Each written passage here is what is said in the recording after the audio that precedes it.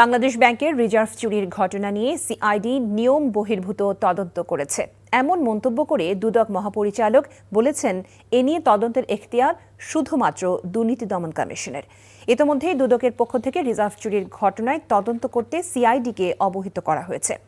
অন্যদিকে ক্ষমতার অপব্যবহার করে শত কোটি টাকার অবৈধ সম্পদ অর্জনের অভিযোগে এনটিএমসির সাবেক মহাপরিচালক কারাবন্দী মেজর জেনারেল জিয়াউল হাসান ও তার স্ত্রীর বিরুদ্ধে মামলা করেছে দুদক। শফি মাহমুদ সাগরের রিপোর্ট। 2016 সালের 4 ফেব্রুয়ারি দেশের কেন্দ্রীয় ব্যাংক বাংলাদেশ ব্যাংকের রিজার্ভ থেকে হ্যাকিংয়ের মাধ্যমে হাতিয়ে নেওয়া হয় 10 কোটি 10 লাখ মার্কিন ডলার, যা বাংলাদেশি মুদ্রায় প্রায় 810 কোটি টাকা। কেন্দ্রীয় ব্যাংকের ইতিহাসে সবচেয়ে বড় এই চুরির ঘটনা আলোড়ন তুলেছিল সারা বিশ্বে। ঘটনার 39 দিন পর মতিঝিল থানায় মামলা দায়ের করে ব্যাংক কর্তৃপক্ষ। এখন পর্যন্ত উদ্ধার হয়েছে মাত্র 3 কোটি 50 লাখ ডলার।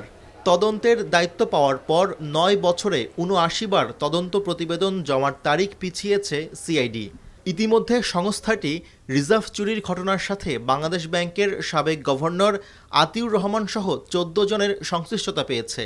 তবে সিআইডির তদন্ত করার কোনো এখতিয়ার নেই দাবি করে দুর্নীতি দমন কমিশনের মহাপরিচালক আক্তার হোসেন বলেন, তফসিলভুক্ত অপরাধ হওয়ায় এই ঘটনার তদন্তের অধিকার রয়েছে শুধুমাত্র দুদকের।